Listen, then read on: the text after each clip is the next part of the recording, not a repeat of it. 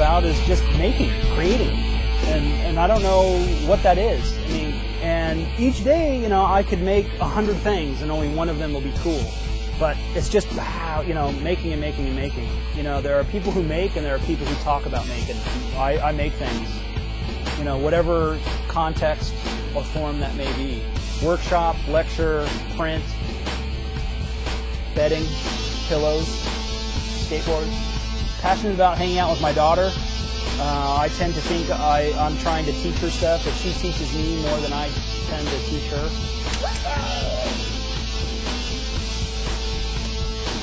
I'm passionate about tattooing and being part of the tattoo community. I spent about 14 years getting tattooed and sort of slowly designing myself. Still passionate about skateboarding. I'm going to go skateboarding in Brazil and Argentina and Korea here in the next couple of months.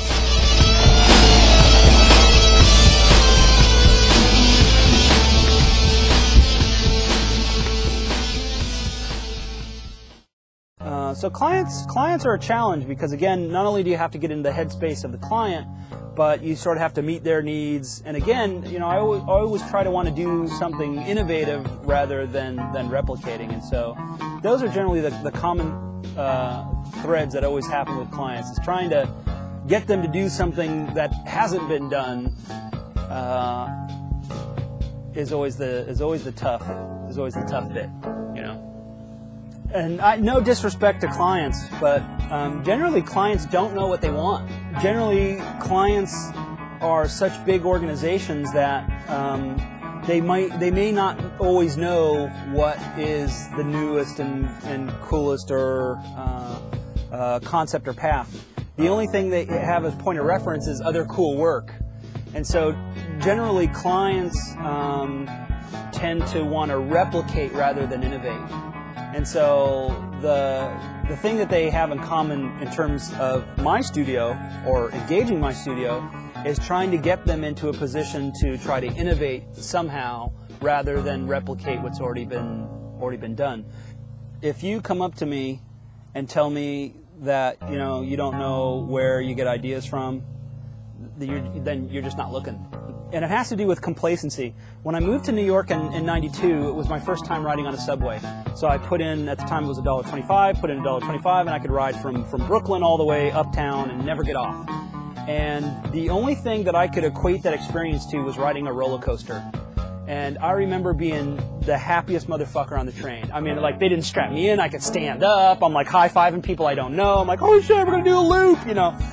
And I remember it being such an amazing experience. And I remember looking around on the train and seeing like other New Yorkers are asleep. I'm like, oh my God, this guy's asleep on the train. Like, you know, how could he be asleep? You know, we're gonna do a twist. And but isn't it funny? Like a month later, I'm the same asshole that's asleep on the train. You know. And what settles in is complacency. And when complacency settles in, your perception and your eyes for an exciting experience wanes. You have to spend time away from clients. You know, if you work in a studio and 100% of the time you're working on client stuff, it's just going to suffocate you because you lose yourself, you lose your identity. So being able to do that research and development, it really is the only way to kind of have personal growth, because if you're only doing stuff in a studio, you'll lose yourself really quick. So for me, content is everywhere, and it's just I have to be willing and open to being able to see with fresh eyes. You know, like what here in this backyard do I see every day, but like I'm seeing it for the first time? You know, is it the fireflies that come out at night? Can I mimic that behavior and programming, which I've done? You know, so it's this, you know, or planting flowers and watching them bloom. And is there a color, like right now there's lilies in the front that are doing this pink to orange transition. That's nuts. I was out here photographing it the other day. It's this really great transition that I really, really like. So there's content everywhere. I think you just have to be open to opening up that third eye, you know, that seeing things as if you're seeing them for the first time. That's what's tough.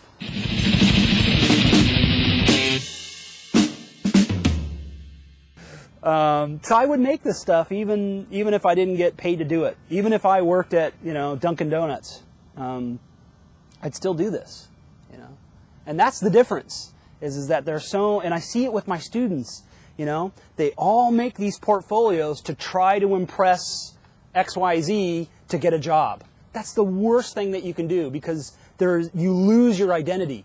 You might be good at designing, you might be good at making things, but what's sacrificed or what's lost is you. And imagine how hard it is to be a creative director and get these portfolios that it's the same bullshit schoolwork that we see, day in and day out. How do I gauge someone's identity by the same poster that their instructor gave 5 million other people? Do what you love. Don't listen to me. Don't listen to your teachers. Don't listen to your clients. It's a fine line, but that's how you get to do the interesting stuff, is by walking your own path. Make work for love, not for awards or acceptance. What I have to say and what I do works for me. It's not going to work for everybody, So the thing is that you have to follow your own path, and you have to find your own voice, because if you're using somebody else's voice, you're going to run out of conversation pretty quick.